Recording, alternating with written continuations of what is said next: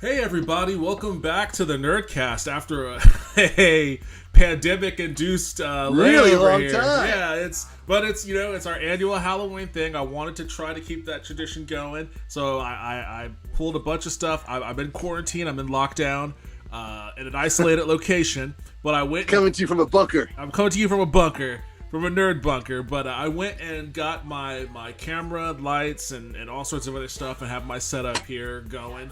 So I wanted to connect, and I wanted to make sure the tradition held strong. So we're broadcasting to you now. So and my camera's way up there, while the screen I'm looking at is way down here. So like, it's a hard thing to like be like, okay, I got to make sure when I'm addressing the crowd, the audience of two, that I'm looking way up here. But and Yeah, my problem with Zoom, it's very difficult for me to like not look at myself at all times. Yeah. And the same problem with FaceTime. I'm just constantly, people are talking, I'm like, yeah, okay, hold on. You're just checking. Damn, you're that into like making sure you're looking good, huh? It's tough. It's tough, man. I'm not really into it, but if you put a picture of me looking back at me at all times, I can't help but be like, wait a second. Yeah, I'll be like a door. All right. Well, I am Devin. If you forgot who I was, it's been a while, I know.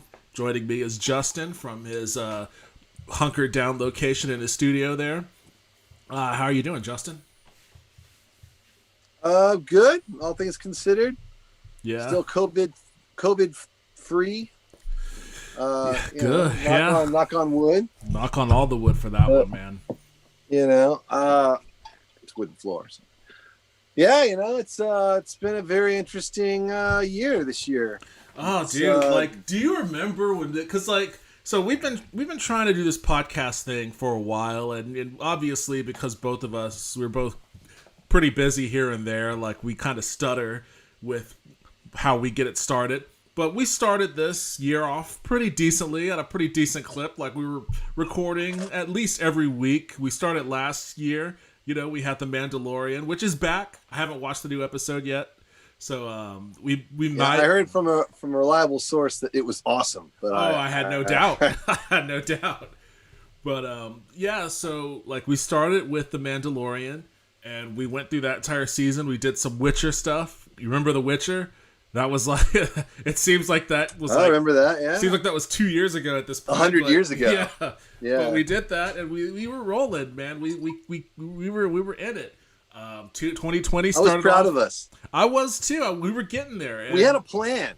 I had a lot of plans at the beginning of 2020. I had all these plans, and almost every single one of them, it just like completely fell apart. Now it's just like, I guess I'll stare at the wall today. I'm a teacher mainly these days. I teach my kid. Yeah, that's that's what the I profession for a lot of people, man. I have never been happier to not have kids, man. Like I hear from so many people that kids, they're just like they don't even care about like them getting COVID at school. They just want to get them out the house.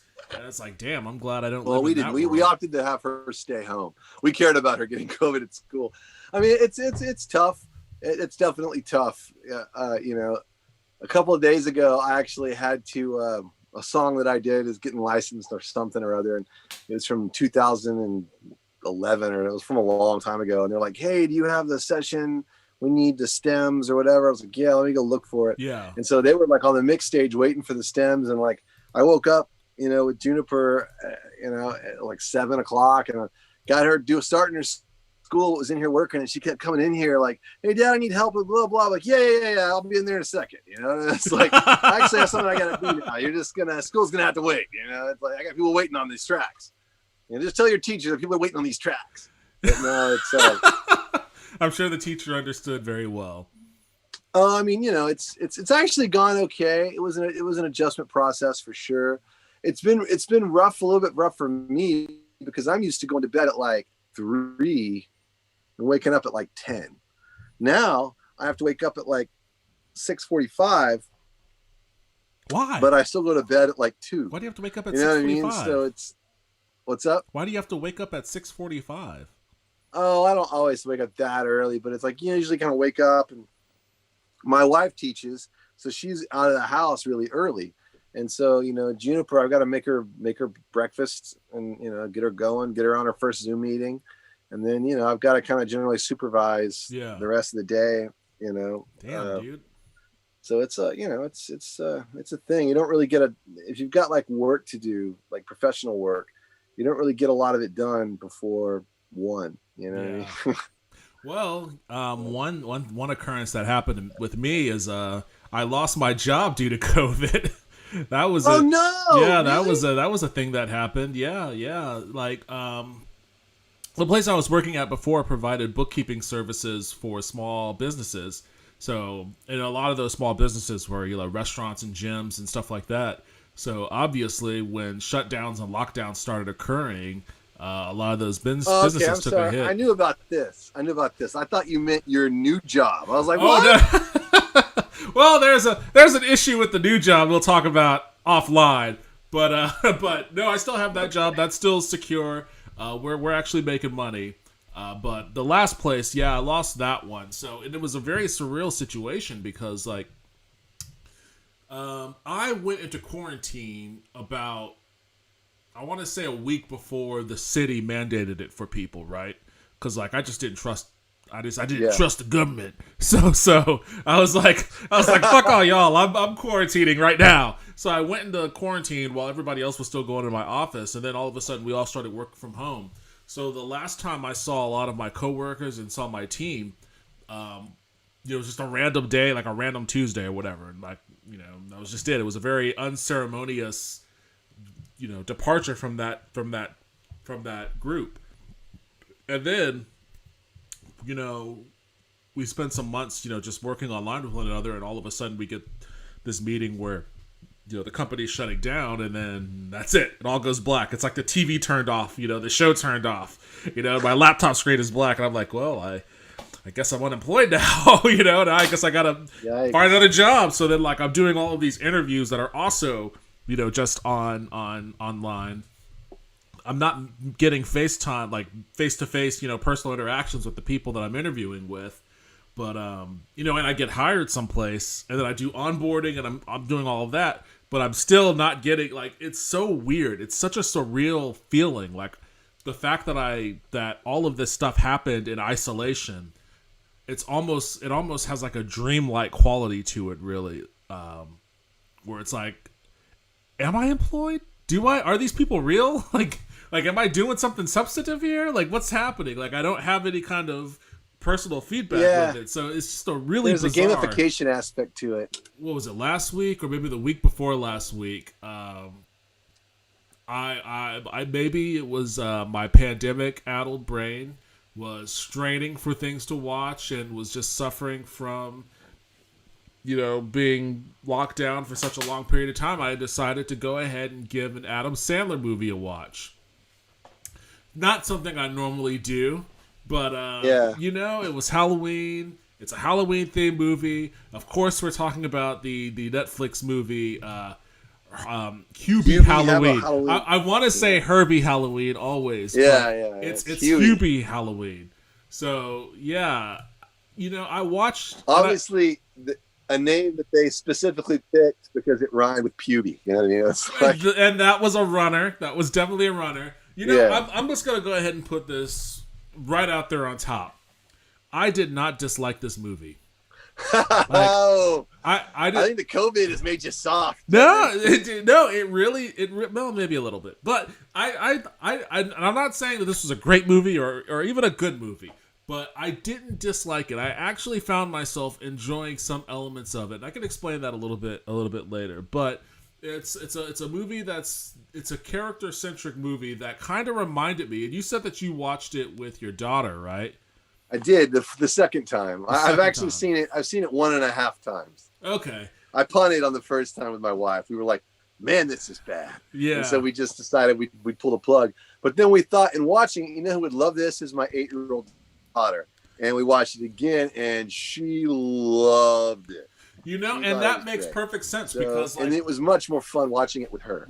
Well, the reason why I enjoyed it is because the vibe that I got from it was kind of like a return to sort of like the Ernest or Pee Wee Herman type character kid movies. Sure, yeah. It had that weird magical element to it, that fantastical element to it.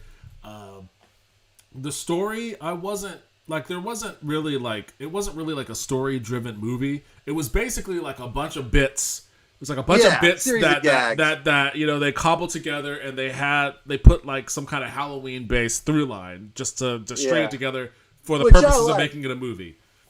I like the Halloweenness of it. I like the fact that I do too. Salem. I've been to Salem. Salem is beautiful, and it made me want to move there. I was like, oh man, look at that place. Imagine getting to have Halloween in a place like that. But that was great. I like the Halloween aspect of it. And it, you know, it's like, once you get like, okay, there's no attempt in this movie to make any kind of legit narrative or like, you know, quote unquote, you know, good movie. This is just a series of gags, and you're either going to find it's funny or not. And, you know, once you kind of like, you know, kind of get to that place. And I think the fact that my daughter thought it was so funny, you know, it's when someone else is laughing at it, and she's so, you know, some of the jokes are kind of like little kid jokes, you know. But then I gotta say, I was a little surprised you let your daughter watch it, because some of the jokes are fairly raunchy, you know, and it did, but I mean, it was definitely a movie that was, I'm not gonna say it was tailored towards kids, but it was definitely more kid-friendly than maybe some Adam Sandler movies may have been in the past. Boner was probably the only thing. Like, she was like, what's a boner? We had to kind of vaguely explain that concept. Oh, but, no. You know, yeah, the mom wearing all those weird shirts. Yeah. Yeah. You know, I think that, like, a lot of the bits, I think there were some funny bits in it. And I think those bits, the fact that they actually made me laugh in a movie that I was not expecting to laugh at all, I think that helped ingratiate me to it. Like, the first thing, and I texted you about this one, the first thing that really made me laugh was, you know, he's riding his bike, and he looks and he sees those kids in like the Scream mask or whatever. They start chasing him on the bike, and they're like throwing shit at him. Like, everybody in this town hates this guy, this Hubie guy. I forget his name. Which doesn't really make sense, but okay, well, it kind of makes sense. Like, he's really nice, you know. He's nice in that weird way where you could see, as a kid, you could see that if he was a kid, he would have been bullied, you know, for just his mannerisms, the way that he is. But as an adult. But that's the funny part about it, is that, like, he is an adult who never grew out of, like, his child mannerisms, but the rest of the world also didn't grow out of their reaction to him. So it's kind of, it's amusing in that sense, where it's like, you're watching a town full of adults treat him the way that they would have if they were all kids. So even though, like, Ray Liotta is like a 60-year-old man or whatever, like, he's still like he's a bully. He's like a comic book he's bully. Pretty much just as bad as Hubie, just in a different way. Yeah, really. So like those kids are chasing him, and they're throwing shit at him, and I swear one of them throws an axe at him.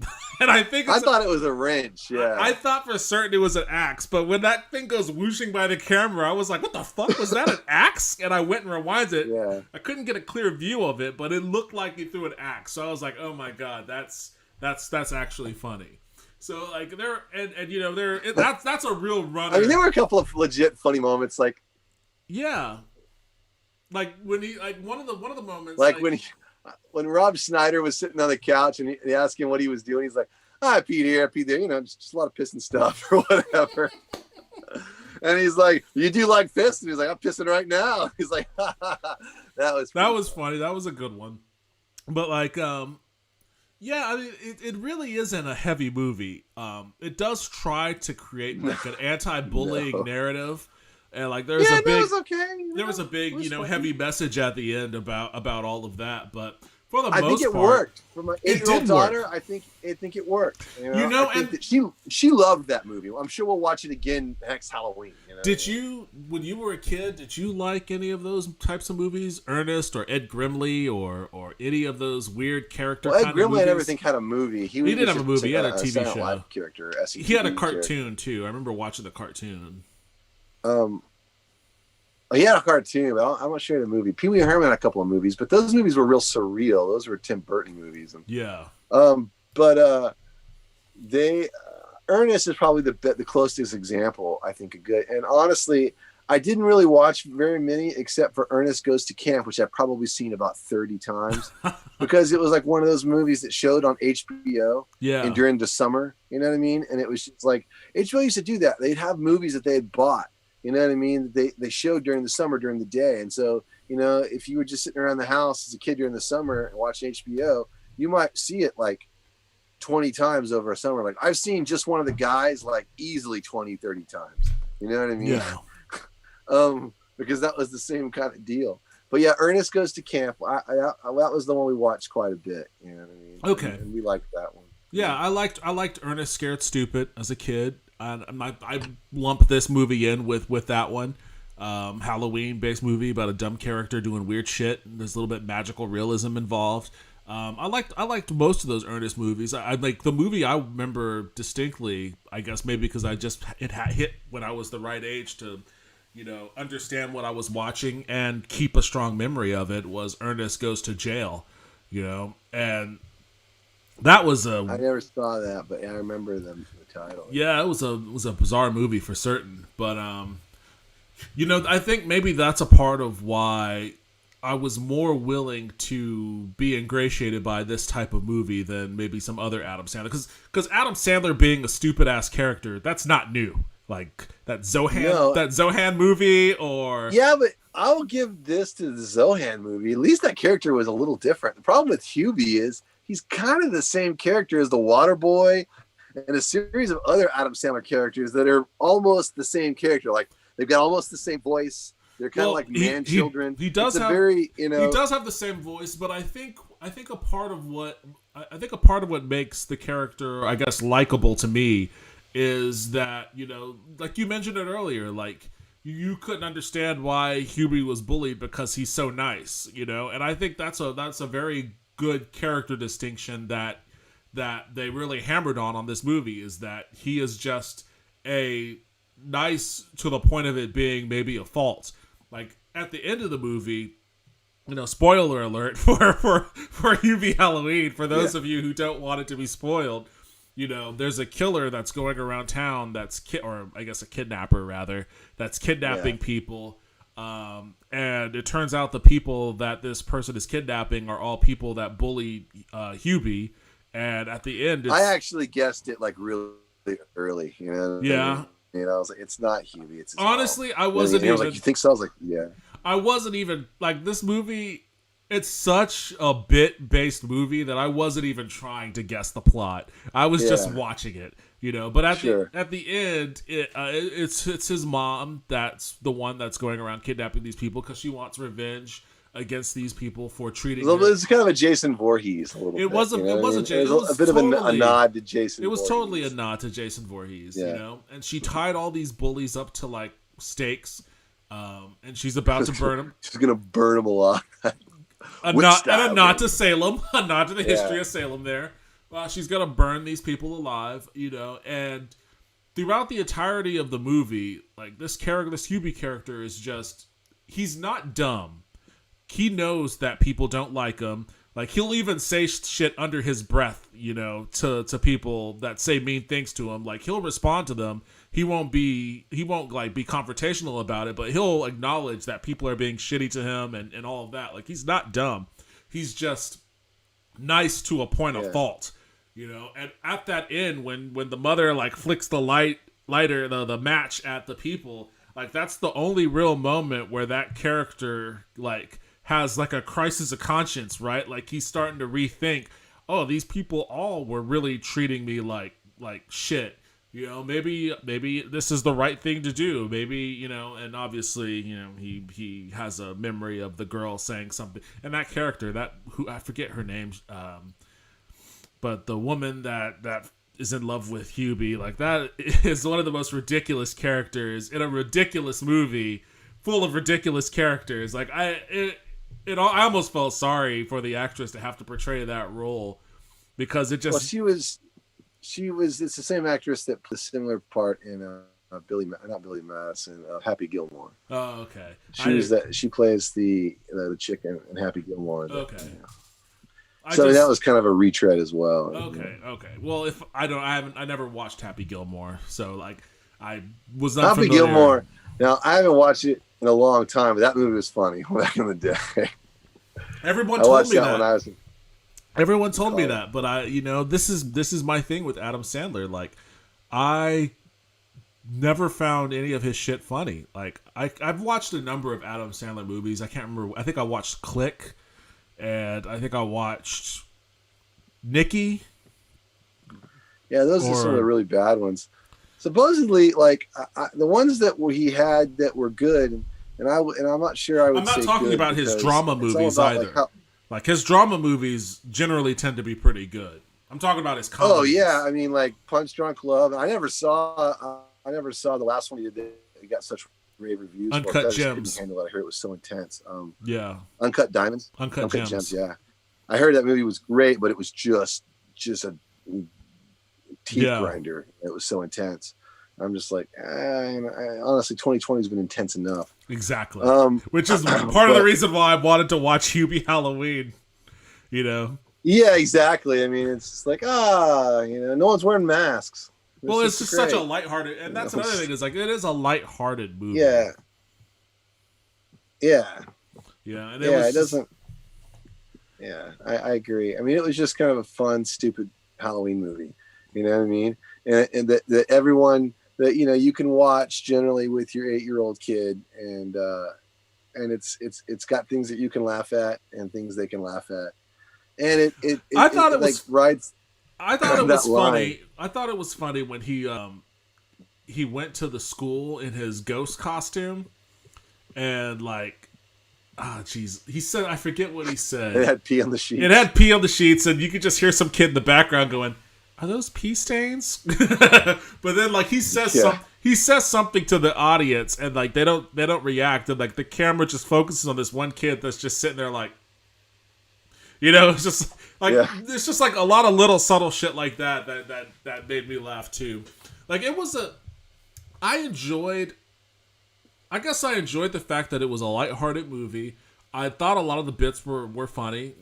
I thought that I liked seeing Tim Meadows. I thought, he was... Well, yeah, to me, Tim Meadows kind of makes the movie in a way, because I just like Tim Meadows so much, and he doesn't get to do that much stuff. Yeah, at least he doesn't seem like he's I liked how he worked with Maya Rudolph, That she's was gold good too, honestly. Yeah. At least you get to see her on Saturday Night Live. See, I'm a big Maya Rudolph fan, and she's been on Saturday Night Live a lot. But Tim Meadows, you don't really get to see him that much anymore.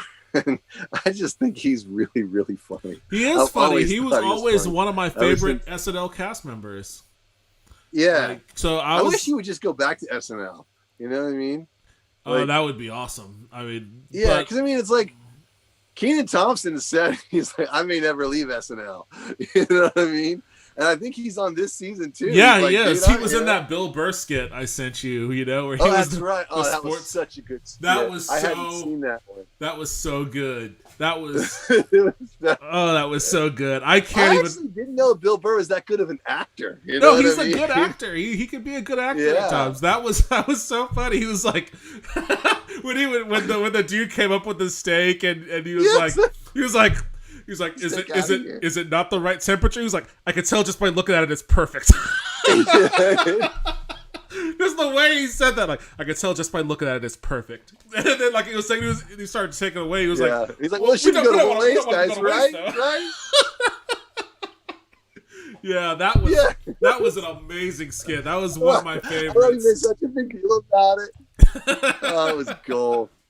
It was so funny, at the end when he was like, I will not be defined by those trolls. It was a terrible thing what they did to that guy. And they were like, what guy? He's like, the guy you're talking about. He's like, the guy. Like, what's his name? He's like, oh, there's just so many names. And that's the problem.